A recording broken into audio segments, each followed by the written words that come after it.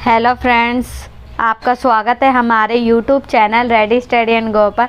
आज मैं आपके लिए लेकर आई हूँ BA honours political science third semester students के लिए। ठीक, जो सेकंड ईयर के स्टूडेंट्स हैं, हम जो कंटिन्यू कर रहे थे जो इंटरनेशनल रिलेशन अंतर्राष्ट्रीय संबंध वाली बुक का यूनिट 3 कर रहे थे हम, जिसमें आज पार्ट पढ़ेंगे हम 7 सोवियत संघ का विघटन और शीत युद्ध का अंत। ठीक है, इसमें जानेंगे हम कि सोवियत संघ जो यूएसएसआर था, ठीक है, यूएसएसआर जो था उसका जो विघटन कैसे हुआ, वो कैसे वो समाप्त हो गया था सोवियत संघ जो था। ठीक है, और शीत युद्ध का अंत पढ़ेंगे। मैंने पिछली क्लासेस में आपको पढ़ाया था कि शीत युद्ध क्या था और शीत युद्ध की शुरुआत कैसे हुई थी। ठीक है, तो आज हम पढ़ेंगे कि शीत युद्ध का अंत कैसे हो गया। ठीक है, तो जो कि मैंने आपको बताया था, जैसे सेकेंड वर्ल्ड वॉर हुआ था तब सोवियत संघ की जो हालत थी बहुत ज़्यादा ख़राब हो गई थी। ठीक है, तो सोवियत संघ की हालत ख़राब हो गई थी, तो वहाँ पर जो अर्थव्यवस्था को अच्छे से चलाने के लिए, ठीक है, तो वो सही से ठीक ढंग से सरकार वहाँ की चला नहीं सकी। ठीक है, तो इसी वजह से जो है सोवियत संघ का विघटन हो गया। उसके आंतरिक और बाहरी कारण बहुत सारे मैं आपको आगे बताऊंगी। ठीक है, और शीत युद्ध का अंत, जब एक सोवियत संघ का विघटन हो जाएगा तो फिर शीत युद्ध का भी अंत हो गया था उस समय। ठीक है, तो इसमें हमारा फर्स्ट टॉपिक आ जाता है सोवियत संघ महाशक्ति के रूप में। सोवियत संघ महाशक्ति के रूप में पढ़ेंगे हम। ठीक है, तो पहले मैं इंट्रोडक्शन दे देती हूँ सोवियत संघ महाशक्ति के रूप में कैसे था।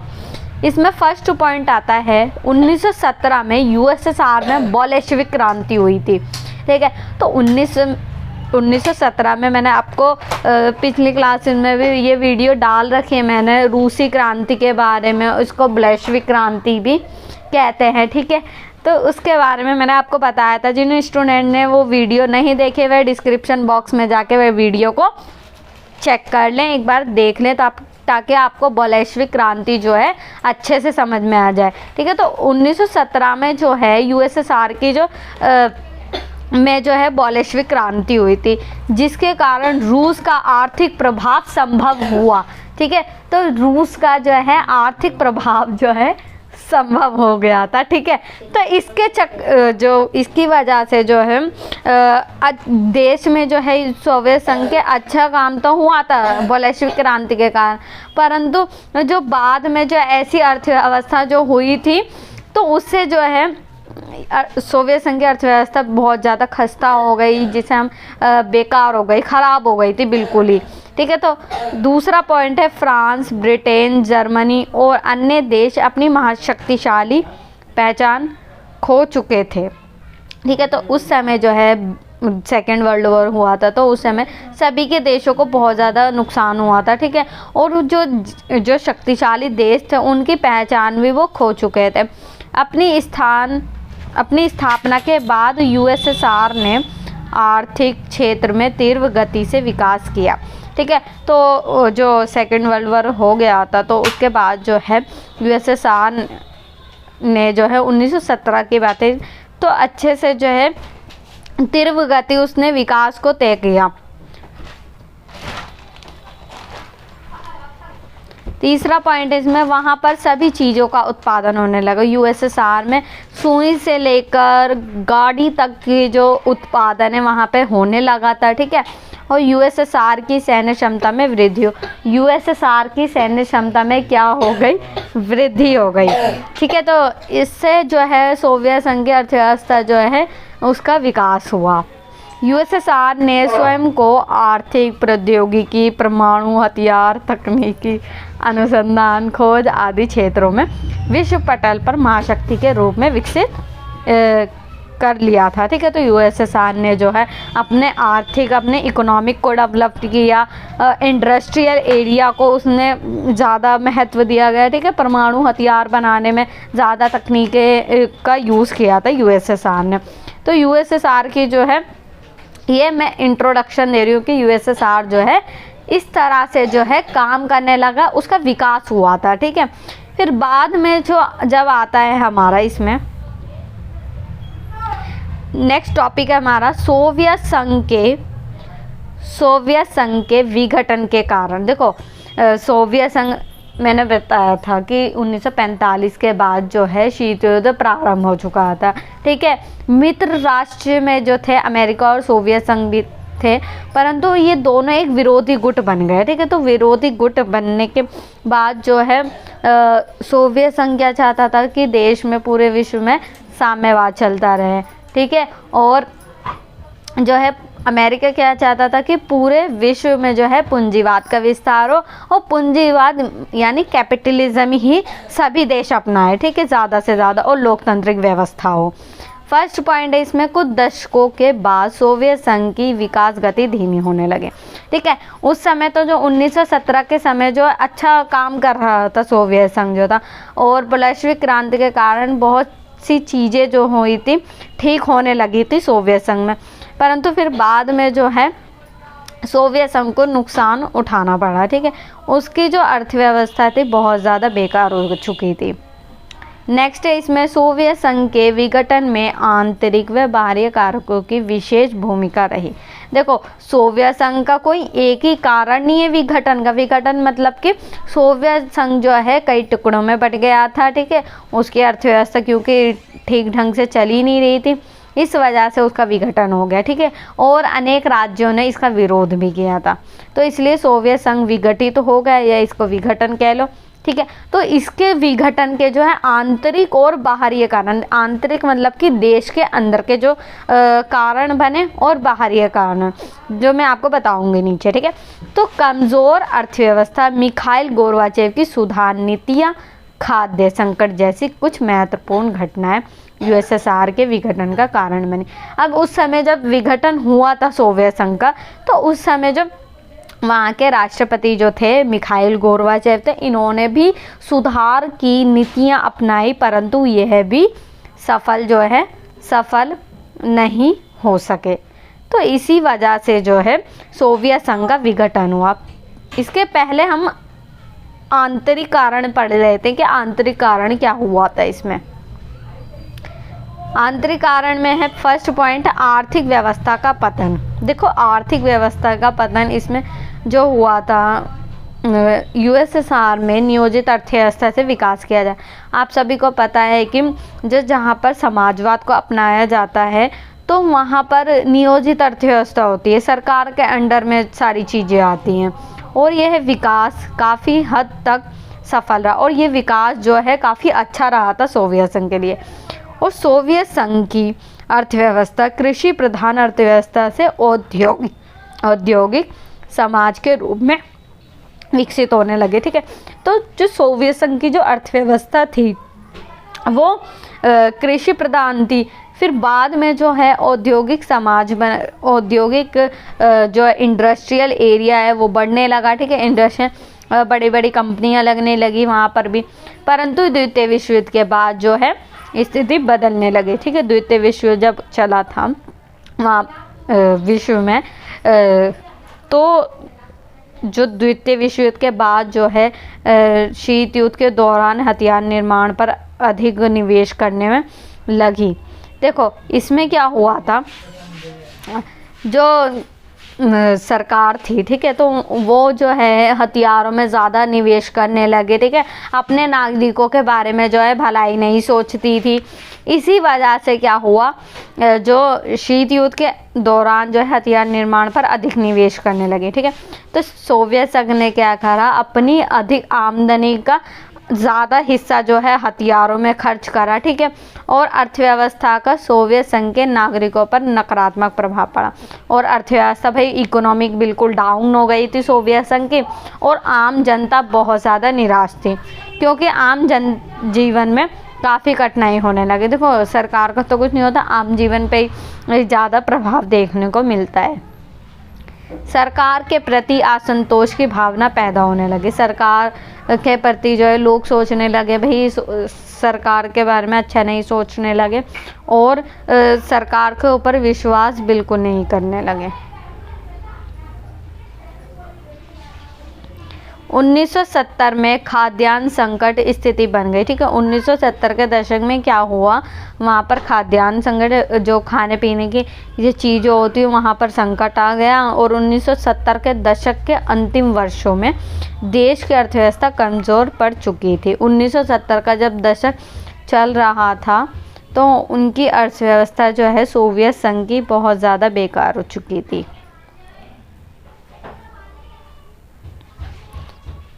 दूसरा पॉइंट है इसमें, शस्त्र निर्माण व अंतरिक्ष अनुसंधान में अत्यधिक निवेश।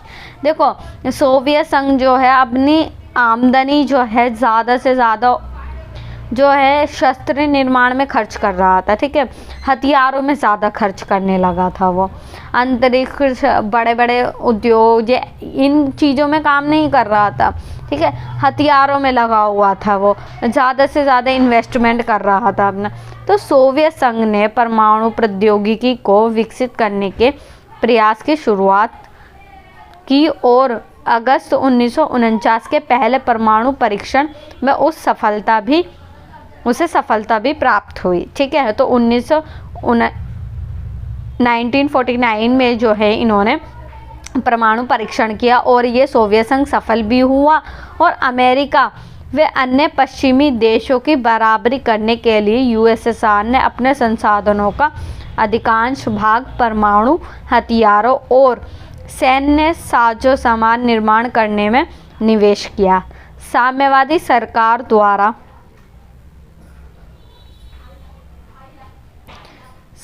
द्वारा जो है इन्होंने साम्यवादी सरकार द्वारा शस्त्र निर्माण की होड़ में अर्थव्यवस्था की अनदेखी की गई, जिससे अर्थव्यवस्था को भारी नुकसान हुआ। देखो, इसमें क्या हुआ, शस्त्र निर्माण और अनुसंधान का अंतरिक्ष, इसमें जो था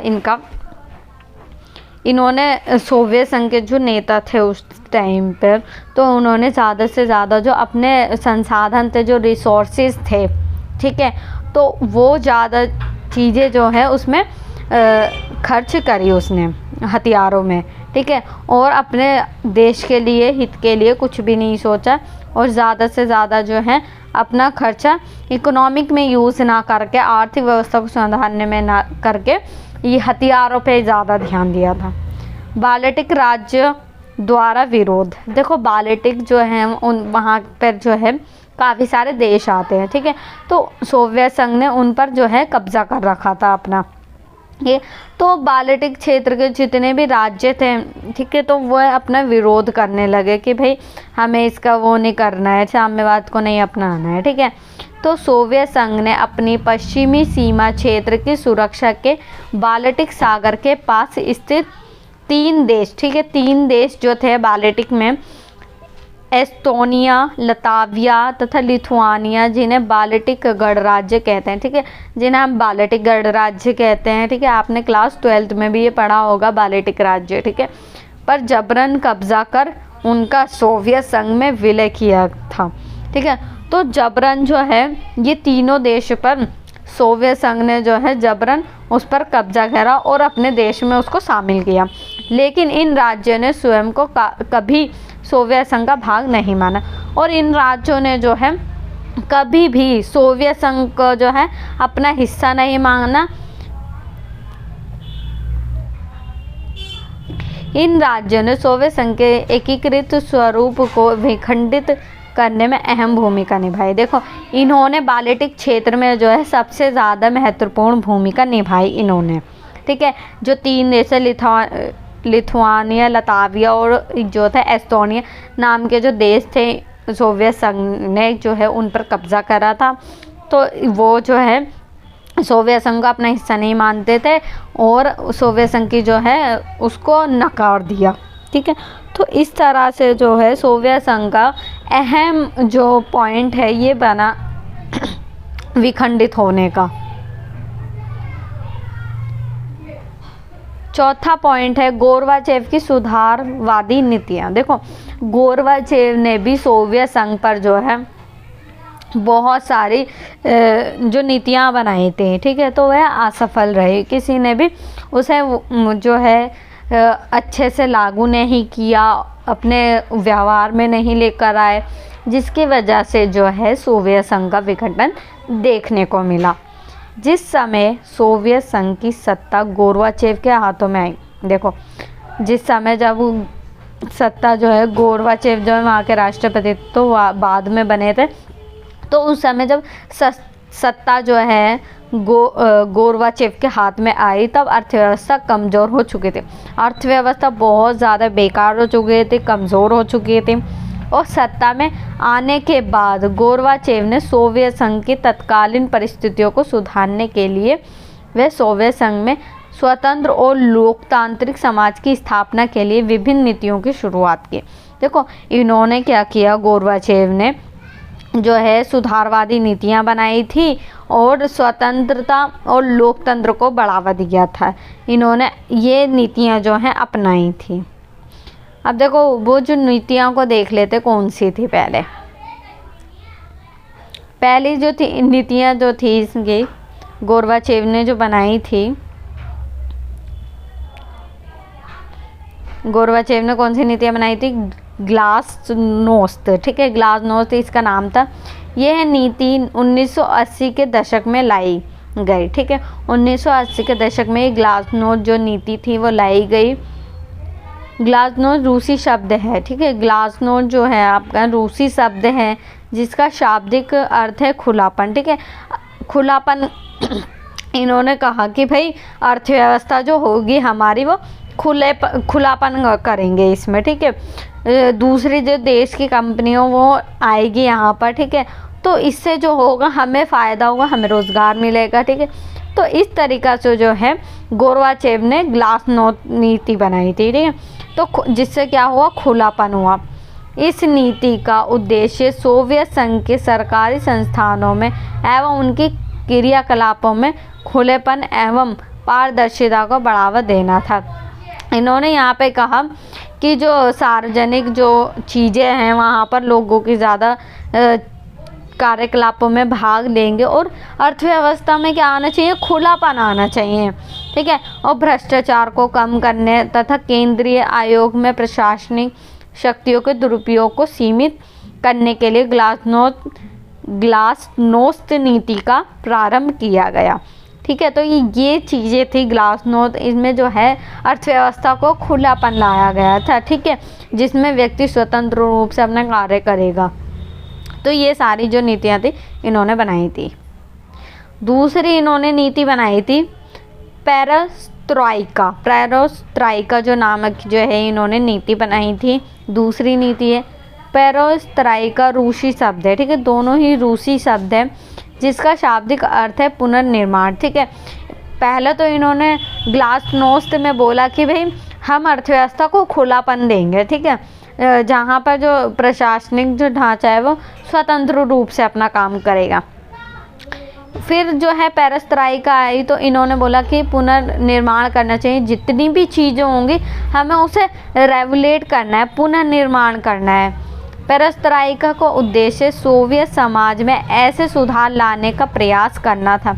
इन्होंने समाज में ऐसा सुधार लाने के लिए कहा जिससे सरकार के कार्य में नागरिकों की सक्रिय भागीदारी को बढ़ावा दिया जा सके। इन्होंने बोला कि सरकार की जितनी भी ये जो सक्रिय भूमिका होती है वह भागीदारी को बढ़ाया जाए तथा इसके अंतर्गत नागरिकों को अभिव्यक्ति की स्वतंत्रता प्रदान करना, ठीक है। नागरिकों को स्वतंत्रता प्रदान की गई, नागरिकों को सूचना एवं जानकारी प्राप्त करने के सोवियत संघ करने का जो अधिकार प्रदान किया। इस नीति से सोवियत संघ नागरिकों के आर्थिक, सामाजिक, राजनीतिक, सांस्कृतिक विकास का मार्ग प्रशस्त हो सके, ठीक है। तो जिससे जो है राजनीतिक रूप से बढ़ावा मिले, सांस्कृतिक अपने कल्चर के रूप में, ठीक है, समाज को ज़्यादा विकसित करने के लिए जो है ये पेरेस्ट्रोइका जो नीति को अपनाया था, ठीक है।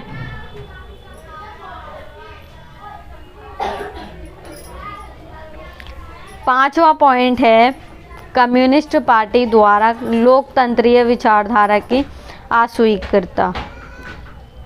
देखो जो भारत वहाँ के जो लोग थे, ठीक है, सोवियत संघ के, तो वो कम्युनिस्ट पार्टी से जो है थक चुके थे। तो वहाँ पर जो है लोगों ने जो है लोकतांत्रिक शासन को बढ़ावा देने के लिए जो है कहा। साम्यवाद की कमजोरी के कारण जनता को लोकतंत्रीय विचारधारा की ओर जाने पर विवश कर दिया, ठीक है। लोगों ने कहा भाई हमें कम्युनिस्ट शासन जो है नहीं रखना और जो लोकतांत्रिक शासन को अपनाना चाहिए। जनता साम्यवादी अत्याचारों से मुक्ति पाने को तैयार थी, ठीक है।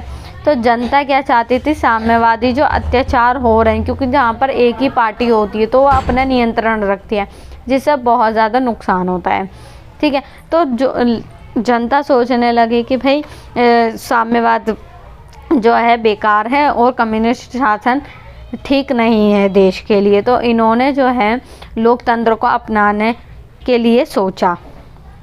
1990 में साम्यवादी पार्टी पर प्रतिबंध लगा दिया गया और 1990 में जो है साम्यवादी पार्टी जो थी उस पर रोक लगा दी गई। अब नेक्स्ट है हमारा बाहरी कारण। मैंने आपको अभी बताया जितने भी कारण थे वो आंतरिक कारण थे कि उस सोवियत संघ के अंदर ही थे, ठीक है। सोवियत संघ के अंदर ही हुए थे, जो चीज़ें हुई थी वो सोवियत संघ के अंदर हुई थी, तो उसके कारण जो उसका विघटन हुआ था। बाहरी कारण, बाहर का मतलब कि बाहर का जो कारण बना था सोवियत संघ के विघटन का। पहला इसमें सोवियत संघ साम्यवाद का प्रचार कर रहा था, ठीक है। आप सभी को पता है कि सोवियत संघ जो था साम्यवाद का प्रचार कर रहा था और पूंजीवाद के प्रसार को रोकने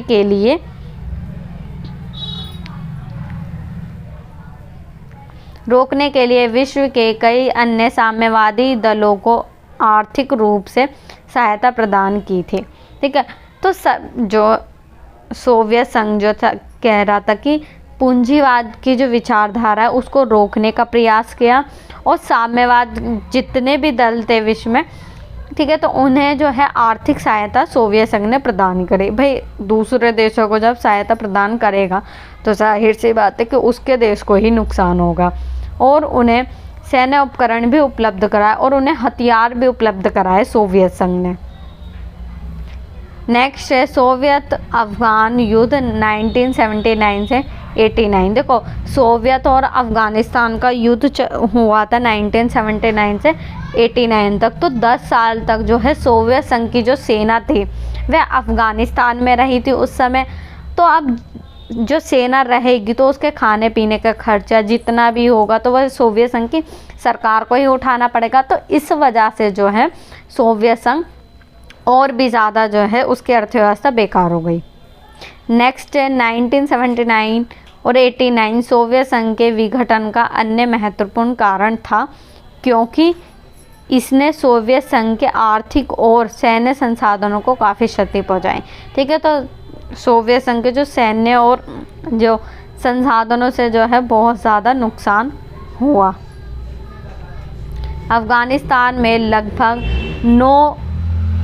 90,000 सोवियत संघ सैनिकों की तैनात किया, ठीक है। बहुत इतने सारे लोगों को जो है अफगानिस्तान में तैनात कर दिया, जो 1989 में 10 वर्षों के बाद सोवियत संघ वापस लौटे। अब देख लो 10 वर्षों के बाद जब सोवियत संघ लौटेंगे तो उसके खर्चा पानी का जितने भी सेना के लोग होंगे तो उसे सरकार को उठाना पड़ता है। तो जिसकी वजह से सोवियत संघ जो है उसकी अर्थव्यवस्था को प्रतिकूल प्रभाव पड़ा, बुरा प्रभाव पड़ा।